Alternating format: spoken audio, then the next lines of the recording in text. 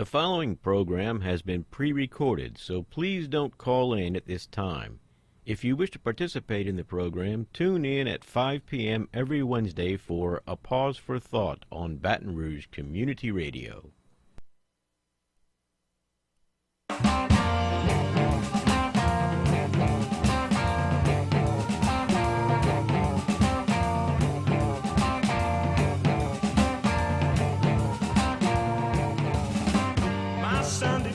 Good evening, fellow humans. This is Wayne Parker with A Pause for Thought on 96.9 Baton Rouge Community Radio in Baton Rouge, Louisiana.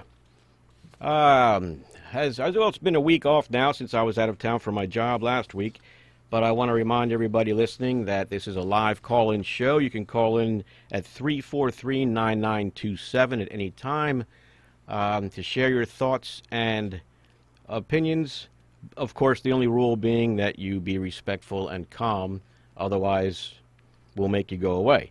Anyway, tonight's topic is going to be, well, certain aspects of the war in Vietnam and the wars in Iraq and Afghanistan, and the similarities between those wars.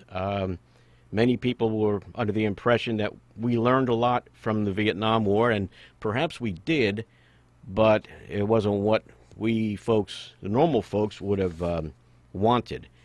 But in any case, I've got two guests in the studio with me. Ward Riley, who is a long-time anti-war activist. He's been in the anti-war movement since he was in the military, actually. Goodness, I lost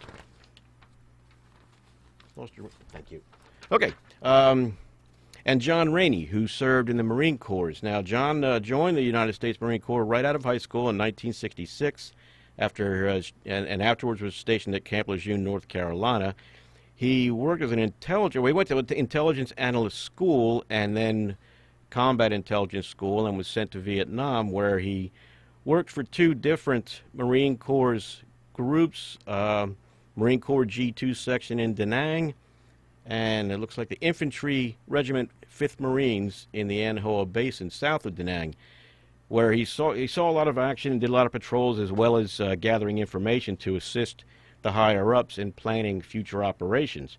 And of course, Ward Riley he's a Chicago native. He's lived in Baton Rouge since '63, married for 40 years, two sons, both living in Baton Rouge, one a retired construction inspector of Baton Rouge, and Ward is a retired instruction manager.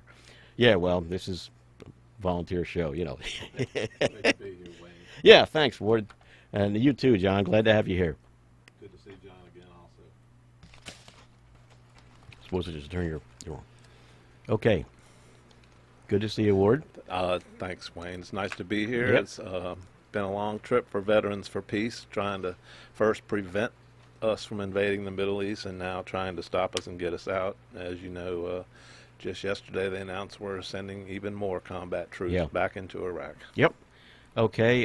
Yes, and it's VFP.com or .org is their website? Veterans for Peace. You got it, Google and you'll find it. Okay, good. Yes. Okay. Well, for the listeners, I'm going to begin tonight with a few minutes of testimony from a Marine, actually, that served in Iraq. This is from a press conference called Winter Soldier, Iraq and Afghanistan, that I watched live on Democracy Now! Back in March of 2008. But it was patterned after the Vietnam Winter Soldier press conference, which occurred after that war, or sometime, late in its stages. Yeah, when we organized it, the only difference we really made was that we vetted all the testifiers so much so that they couldn't be discredited. I mean, we had guys with atrocities that you wouldn't believe, but they couldn't really prove it, so we wouldn't let them testify. But people like John Turner and the many that did testify actually had film footage and things like that. And they showed it. It's indisputable evidence of what they're testifying about. Right, and right now I'm going to get started with the recording of John's testimony, but I wanted to explain up front that yes, while he's talking, he is showing the audience pictures and footage And let's see, I also edited it for time purposes. I simply took out all the pauses, so you won't be able to hear as much of the emotion in his voice as I saw and heard when I watched the press conference. So here we go, without any further blathering on my part. This is John Michael Turner speaking at the March 2008 Iraq-Afghanistan Winter Soldier Conference. On April 18th, 2006, I had my first confirmed kill. This man was innocent. I don't know his name. I called him the Fat Man. He was walking back to his house, and I shot him in front of his friend and his father. The first round didn't kill him after I hit him up here in his neck area. And afterwards, he started screaming and looked right into my eyes. So I looked at my friend who I was on post with, and I said, well, I can't let that happen. So I took another shot and took him out. We were all congratulated after we had our first kills, and that happened to have been mine. My company commander personally congratulated me, as he did everyone else in our company. This is the same individual who had stated that whoever gets their first kill by stabbing them to death will get a 4-day pass when we return from Iraq. There was one incident where we got into a firefight just south of the government center, about 2,000 meters. We had no idea where the fire was coming from, and the way our rules of engagement were, pinpoint where the fire is coming from and throw a rocket at it. So with that being said, we still didn't know where the fire was coming from, and an 84 millimeter rocket was shot into a house. I do not know if there was anyone in it. We do not know if that's where the fire was coming from, but that's what was done. And this man right here was my third confirmed kill. As you can see, he was riding his bicycle. Later on in the day, we went ahead and we had CBS Laura Logan with us, but she was with the other squad, and so she wasn't with us. So myself and 2 other people went ahead and took out some individuals because we were excited about the firefight we had just gotten into, and we didn't have a cameraman or woman with us. With that being said, anytime we did have embedded reporters with us, our actions would change drastically. We never acted the same. We were always on key with everything, did everything by the books. The man on the bicycle, he was left in the street for about 10 minutes until we realized that we needed to leave where we were. And his body was dragged about 10 feet to the right of him, where his body was thrown behind a rock wall, and his bicycle was thrown on top of him. Okay, that was John Michael Turner testifying with video and photographic evidence at the Winter Soldier Iraq-Afghanistan press conference in 2008. If you'd like to call in, this is Wayne Parker with a pause for thought. Please call at 343-9927 or area code 225-343-9927, excuse me. John, you were in Vietnam for over two years, right? A little over 2 years? No, it was 2 tours. Two tours, one okay. 13 months, and then one that was about 5 months, I guess. Okay, like that. long enough, though. Yeah. Were you aware while you were there of innocent people being killed? Yeah, I think so. I was with an ARVN unit once, and ARVN, Army of the Republic of Right. Vietnam.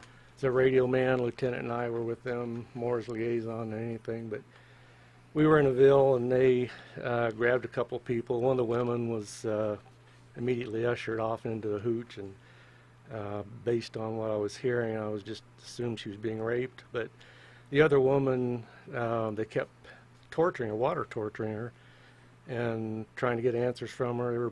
While they were water torturing her, they were also beating her breasts and her crotch with their rifle butts and the barrels. But they couldn't get whatever information they wanted out of her. Probably so didn't they- know. Yeah, I mean, I don't think she knew. And they just shot her, killed her. And I don't know if she was innocent or not, but she wasn't armed at the time we went into wasn't a the threat to Ville. anybody, Yeah, I yeah. mean, she just happened to be there. Unfortunately for her, she was in her own country. Then I saw a guy beaten to death once, and I think it was just because he was retarded. And I think it was just because they knew they could do it and get away with it. Interesting. Yeah. You hadn't told me about that, but that's very similar to this situation, the scene in the movie Platoon, Oliver Stone's Platoon, where there's a mentally ill boy, and the one guy just shoots him and his grandmother or mother, whoever was taking care of him. Yeah. But yeah, interesting. Yeah. And then there was another time I was with the scout sniper team, and well, two different occasions where they shot someone, and no indication they were enemy or not. I mean, who knew? But they weren't carrying weapons. They were just walking next to a tree line in a rice paddy, not doing anything suspicious, no weapons. As a matter of fact, you just reminded me of a supervisor I had years ago at a job. He was a machine gunner on a helicopter, and he was laughing to me, saying that we used to shoot at the guys that were working in the rice paddies. He says, we're only supposed to shoot bad Vietnamese or enemies, but he says anybody that was walking was considered an enemy. Yeah. And I never thought of the significance of that. But I want to go back to John Michael Turner's comment that they had this embedded journalist with them, but she was only with them she was only with half the unit for a certain period of time, then she'd go to the other half and be with them. So both units knew when they weren't being watched by a journalist, and that's when they committed their atrocities. And the American people were sold the idea that the embedded journalists would provide us with accurate coverage of the war. What are your guys' impression of that? Well, we didn't have anybody embedded. We knew when they were coming, and they just flew in, drove in, whatever. They were with us for a brief period, photojournalists, written journalists. But we knew they were coming, and before they came, we were instructed in things not to say. Don't talk about the morality or the legitimacy of the war. Don't talk politics. Don't talk about how the war is being directed, or we were just told some things not to say. Don't say anything that could be disparaging about the war. Yeah. So we knew they were coming. We were told what to say, not to say. I have no idea if they were directed, the journalists, if they were told what they could or couldn't ask. And then when they left, that was it. And I've always thought that depending on the journalist's opinion of the war, that's where whatever they were going to write or tell about would be pro or con, depending on the journalist. Two of them with different opinions of the war could see the same thing, but they might each give a different slant on it, pro or con. Right. So I don't know as far as truth of what was going on as far as journalism. I don't really know. I think it was dependent on what the journalists thought about the war. Yes, and like you said, you guys knew when the journalist was coming, so you'd be told to clean up your act, and you wouldn't commit atrocities, presumably. Well, Ward? public opinion, PR.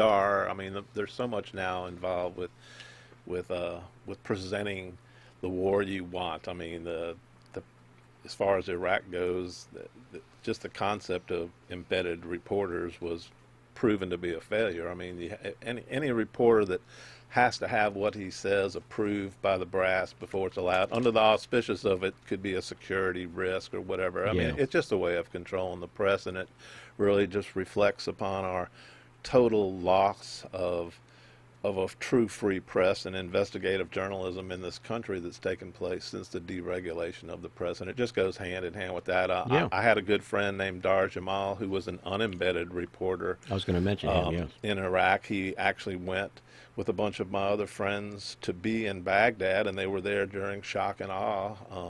You got a completely different viewpoint from unembedded reporters that weren't required.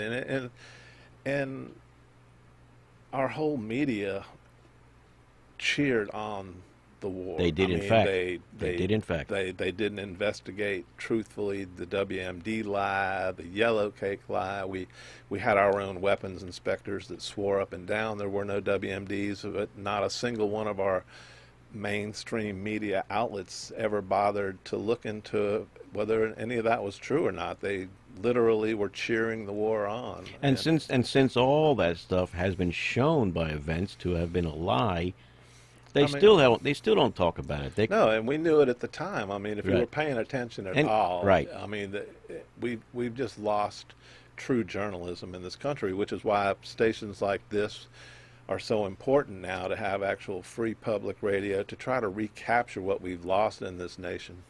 Right, and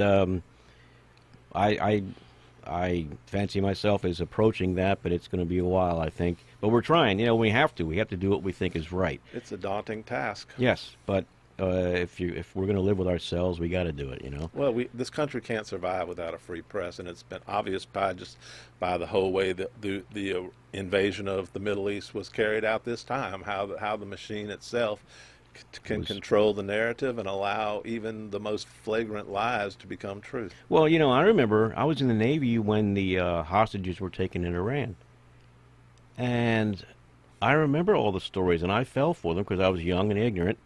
But that was those college students, those Islamic, you know, revolutionaries, overthrew. Well, they overran our embassy only after having overthrown the Shah and going through his files. They discovered that we were the ones responsible for putting the Shah in power, and the media never said anything about that. The American people were not told that. No, and there's a reason why the hostages were released the Yes. very day Reagan took office. They made a deal to destroy Carter's presidency in order to install Reagan, and who, with his vice president being George H.W. Bush, who was the real president at the time. I mean, Reagan was a nice figurehead, but George Bush had walked straight out of the CIA, and now we had the CIA de facto in charge of our country. Yeah, and it's interesting. I just realized that when you said that, Dick Cheney was basically the hand working the puppet of W. You know, but Well, I mean, George Bush Sr. took over the CIA after Nixon resigned in disgrace, you know, Yeah. in '75, and Cheney, Rumsfeld, that whole neocon group was the core of what some of us feel like a group of people that overthrew our country. well, and that was when the media were deregulated and thus consolidated for money and stuff like that, That was part and of it. power. Right. You mentioned how the media manufactured the reasons for going to war. I want to get back to that in a second, but I wanted to remind everyone that we're this is A Pause for Thought. Wayne Parker with my guests, Vietnam veterans John Rainey and Ward Riley, who have a lot to share about their experiences and knowledge of the war in Vietnam. And of course, Ward, you know a lot of Iraq and Afghanistan war vets that have been with you, stayed at your house, and told their stories to you. So if you'd like to call in, 343-9927, area code 225-343-9927. Geez. Get that number right, Wayne. Yes, indeed. Just in case. You know, I should make a recording of it and just hit the button, but... And I also want to say that I'm a Vietnam era veteran, unlike Okay. John. John was an in-country veteran. I had the good luck to be sent to an infantry unit in Germany, where I took part in the GI resistance to Yes. the war. But it's very important that there's a extreme difference between his time in the military and mine. I mean, I'm certainly a Vietnam era veteran, and I'm proud of my work, but it was like the anti-military Right. that I was involved with. The experience I had was I was in an infantry unit that was filled with men like John that still had time left, and we actually had combat patches from every theater of Vietnam, and it was really a learning experience to be with guys that had been in every theater in Vietnam, and they all discovered themselves together that the same thing that happened in I Corps happened down south in Saigon, and in the Yeah. you know, it was like truly amazing. And these were the guys that organized and ran the GI resistance. I mean, Yes. they knew the lies were real, and especially after all coming together and finding out that, hey, it wasn't just my unit that did this, it was up there, it was down there, it was everywhere. Right. Yeah. Yeah. And your involvement in the anti-war movement within the military is another story in and of itself, Yeah. as is that whole movement, which, True. you know, but It's something you won't read about in your history books. No, but it was indeed. very real. And Yes. we dismantled the military from within. okay. Getting back to the so-called reasons, the professed reasons for going into Iraq, the weapons of mass destruction. Okay, we know that was manufactured by the government and the media, okay, to convince the American people. What about the reason for going in overtly to Vietnam? Wasn't the Tonkin Gulf incident an act of aggression, supposedly, by North Vietnam? Well, it was supposed to have been. But, early on, when we first went in, it really went right after World War II. Right. Well, we first started sending in advisors big time in the early 60s. And there was even a deception then because we were supposed to be helping the Vietnamese army to defend themselves because the poor people of South Vietnam were being attacked by these communists and they didn't support them and they fully supported the South Vietnamese government. Right. But it turns out they didn't support the South Vietnamese government at all. And when it became apparent that the way we were going at the war with the advisors wasn't working and it wasn't going to work, so they had to come up with some excuse to get the troops in, and the Tonkin Gulf resolution was their way in. And Yeah. they sold it pretty much the same way they sold WMDs. They used the word the domino theory. They sold That was the fear Nixon's. of the dirty, filthy commies that are going to take over the world if we don't stop them in Vietnam, when basically the people of Vietnam just wanted the colonialist French out of their country because they were, once again, about natural resources. Well, and that was what I was going to say in response to John's comment, too, was we were actually there initially to help the French regain North Vietnam, the entire country as their colony. Ho Chi Minh was an ally of the Army during World War II, fighting against the Japanese. And he asked us for help in rebuilding his country after that war, and we said, well, no, we're not going to do that. You're a commie. Or, well, maybe even he wasn't then. I don't know. Well, Vietnam had been our ally in World War II. Yeah, yeah. And Ho Chi Minh in particular was our ally, worked with the OSS, I believe, with the Army. Yeah. And but we told him to get lost because we were wanting to help the French, and we wanted France to be in NATO with us and help us against the big meanie in the Soviet Union. And again, this comes back to business, the business Yeah. that runs the international world in this country. And in Vietnam's case, it was Michelin rubber, which is France's.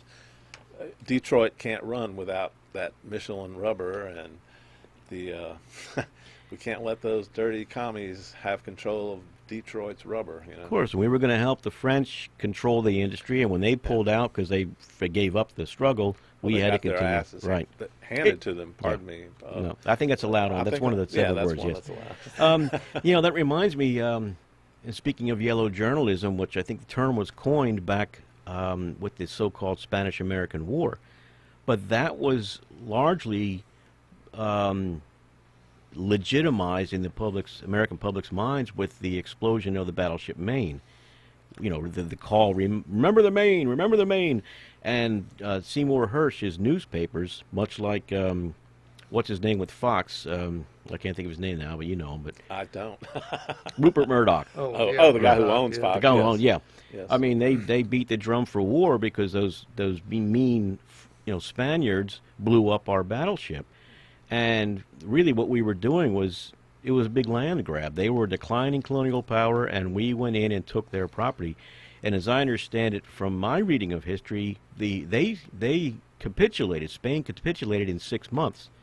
But we spent the next 3.5 years, I think, subduing the populaces of Cuba and particularly the Philippines. Well, it would be disingenuous to not talk in our last few minutes about the real reason that we invaded the Middle East, and that's the big word we haven't even mentioned here, which is oil. Yes.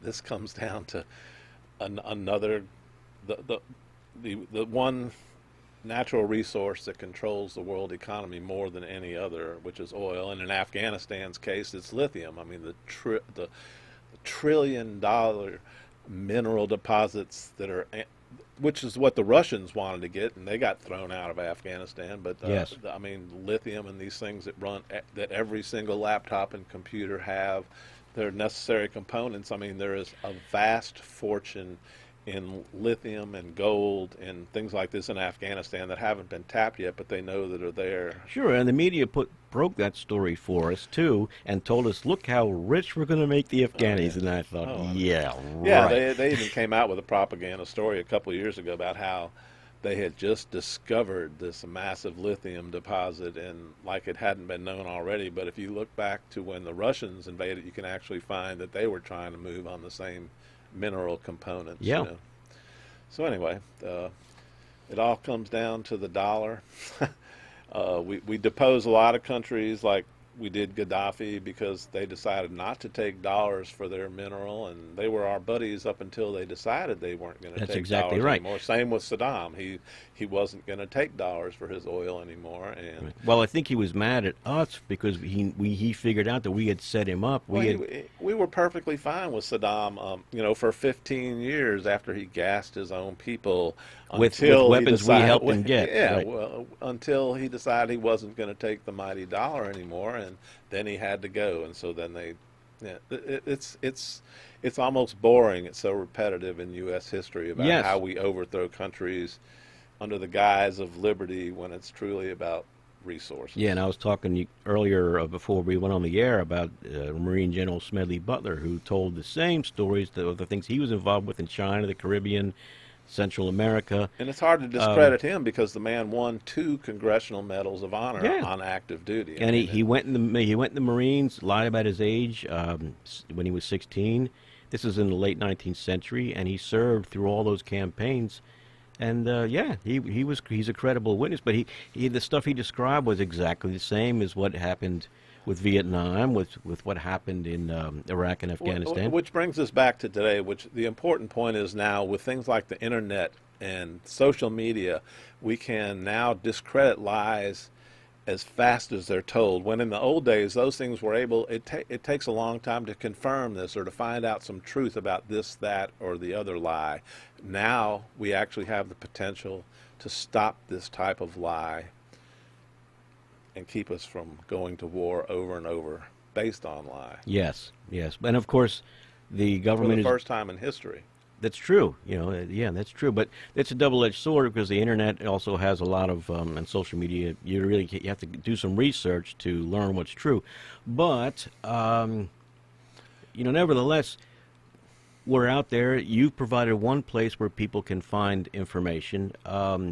There's an organization called Iraq Veterans Against the War too. They were the ones that put on, with your help and a lot of other people's help, Yes. the Winter Soldier Iraq-Afghanistan. It was a hearing, basically. It was a 3-day hearing. We brought in scores of credible in-country Afghan and Iraq veterans to tell their stories. And we also, it should be known that we invited every major media outlet to cover it, and not one bothered to cover it, even though it was the testimony of 200 of our soldiers that had just returned from those 2 countries.